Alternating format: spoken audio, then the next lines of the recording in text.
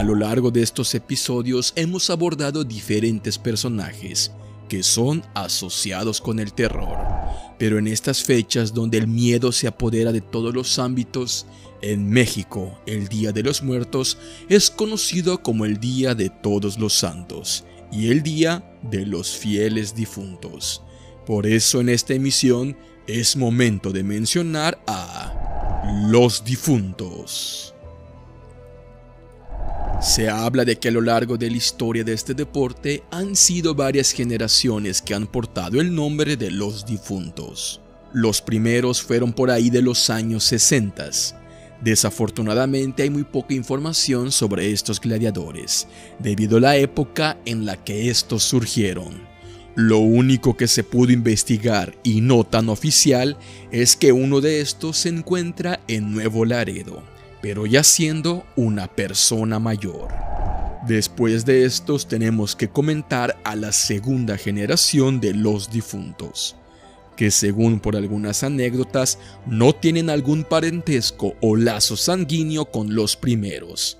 Estos, al igual que la primera generación, no tienen mucha información. Solo esta fotografía donde se puede apreciar cómo eran los equipos de estos seres. Unas máscaras cadavéricas, asemejándose a todas estas festividades del terror y Día de Muertos.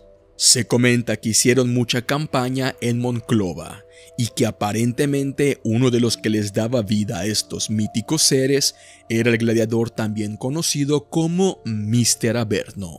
Y el otro difunto sería personificado por el gladiador que conociéramos bajo el nombre del Halcón Negro. Indagando y buscando más información sobre este, encontré esta fotografía del Halcón Negro, gladiador que perdiera esta máscara ante el Olímpico, revelando el nombre de Jorge Luis Herrera, quien según por algunos testimonios de personas involucradas en este deporte, comentan que este pudo haber sido uno de los difuntos en su segunda generación. Ya teniendo en cuenta esto que podría ser los orígenes de estos míticos seres, tenemos que abordar la tercera generación de estos personajes, que en los pasados años dieran mucho de qué hablar, incluso se asociaran con la dinastía de los villanos.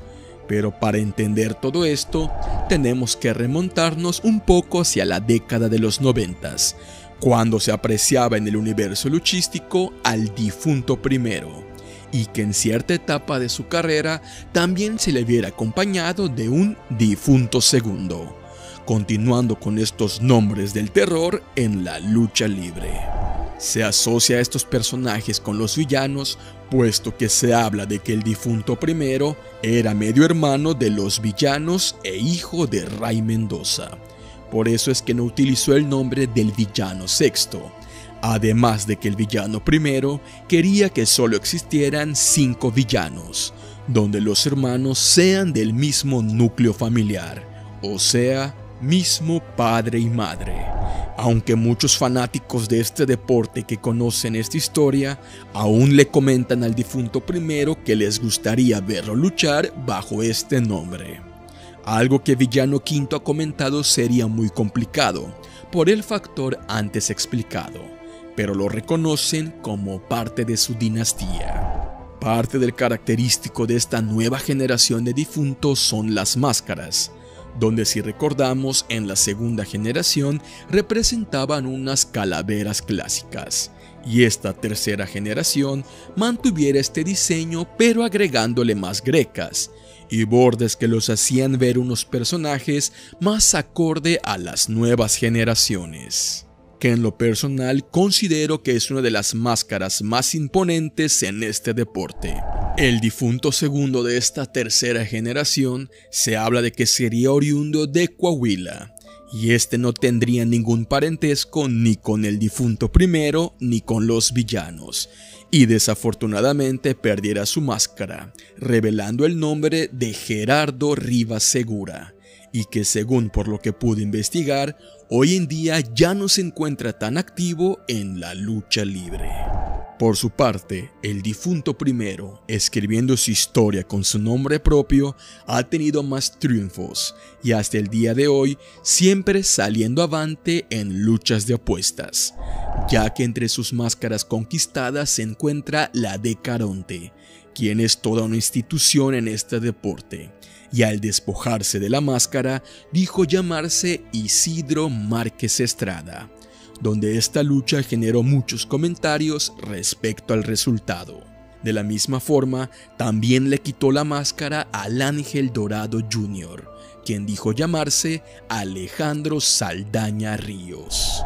Pero que para seguir con el manto de los difuntos, es que el difunto primero presentó en este deporte a una versión mini de este personaje, bajo el nombre de Mini Difunto Primero, quien ha sabido dejar el nombre muy en alto, ganando premios como el mejor mini y siendo apodado como el pequeño mini de Ultratumba y también el mini más necio, donde entre sus trofeos tiene más de 6 luchas de apuestas, donde ha salido siempre con la victoria, dejando muy en alto este nombre de Mini Difunto Primero.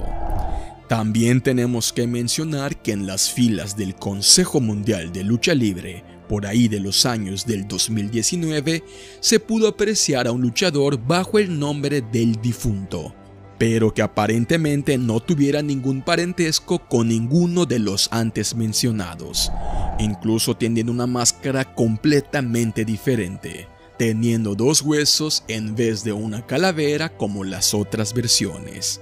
Quien se supone le da vida a este personaje es al que antes conociéramos en este deporte bajo el nombre de El Diplomático.